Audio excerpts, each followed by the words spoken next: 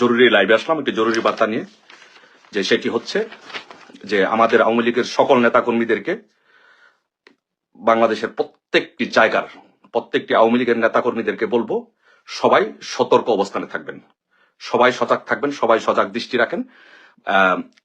কয়েকটি আপডেটের মধ্যে একটা আপডেট হচ্ছে যে ইনুস পদত্যাগপত্র পাঠিয়েছে। এটি একটি নিউজ। ইনুস পদত্যাগপত্র পাঠিয়েছে, যমুনা টিভির এক সাংবাদিককে সাক্ষাৎকার দিয়ে তার কাছে এটি পাঠিয়েছে, কিন্তু এটা নিয়ে আলোচনা চলছে, নেগোসিয়েশন হচ্ছে। আর সেনাবাহিনীর ভিতরে এগুলো নিয়ে ঝামেলা হচ্ছে, সবগুলো ক্যান্টনমেন্টে এগুলো নিয়ে ঝামেলা হচ্ছে।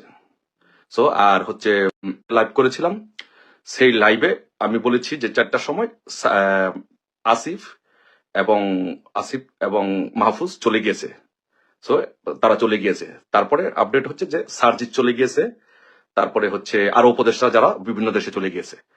সো সবাই মোটামুটি সবাই পালাচ্ছে, সবাই পালিয়ে যাচ্ছে। এখন সম্ভবত আজকে রাত্রে সেনাবাহিনী ক্ষমতা গ্রহণ করতে পারে, সম্ভাবনা। It is highly likely that the সেনাবাহিনী will take over the power. So আর ইনুসকে সম্ভবত গ্রেফতার করা হতে পারে, বা এটা নিয়ে it's not very accurate news, but করা হতে পারে। প্লিজ আমাকে ফোন দিবেন না, প্লিজ। আমি তো আপনাদের জন্য লাইভে আসছি, এই জন্যই তো এটা নিয়ে লাইভে আসলাম না, যারা ফোন না দেন প্লিজ। আপনারা 1 লাখ মানুষ ফোন দিলে আমি সব ফোন কিভাবে ধরবো? আপনারা, আমি তো লাইভে আছি, এখন কি ফোন দেওয়ার দরকার আছে? প্লিজ। সো উপদেষ্টারা মোটামুটি সবাই যার যার মতো করে, উপদেষ্টা এবং সমন্বয়করা মোটামুটি সবার মতো করে পালিয়ে যাচ্ছে।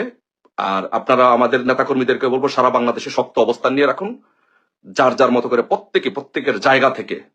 আমাদের দলীয় প্রধান যদি নির্দেশনা দেয়, আপনারা সেই নির্দেশনা পালন করবো। বাট দল থেকে, আওয়ামী লীগ থেকে, দল থেকে দলীয় নির্দেশনা আসবে এরকম ধরনের কোনো কিছু হলে, বাট আপনাদেরকে বলবো সবাই যার যার অবস্থান থেকে আমাদেরকে প্রস্তুতি নিয়ে রাখতে হবে, প্রস্তুত থাকতে হবে। সো ঘটনা ইনশাল্লাহ ঘটে যাচ্ছে। এখন আমাদের ঘটনাটা কোন দিকে, কিভাবে এটা পরিস্থিতিটা সামাল দেয়, এটা কি হয়, এগুলো নিয়ে আলোচনা হচ্ছে, নেগোসিয়েশন হচ্ছে। ইনশাল্লাহ ইনুস আর থাকছে না, সব ইনশাল্লাহ উপদেষ্টারা সব পালানো শুরু করেছে। বাট এখন কেউ নেগেটিভ বা ডিস্ট্রাকটিভ এইগুলো ধরনের কাজে কোনো কিছুতে কেউ যাবেন না, যতক্ষণ পর্যন্ত দলের থেকে নির্দেশনা না আসে, দল থেকে মাননীয় প্রধানমন্ত্রী বঙ্গবন্ধু কন্যা শেখ হাসিনা যতক্ষণ পর্যন্ত কিছু না বলে, ততক্ষণ পর্যন্ত আপনারা অন্য কোনো কেউ কোনো ধরনের ডিস্ট্রাকটিভ কাজ বা কিছু করবেন না।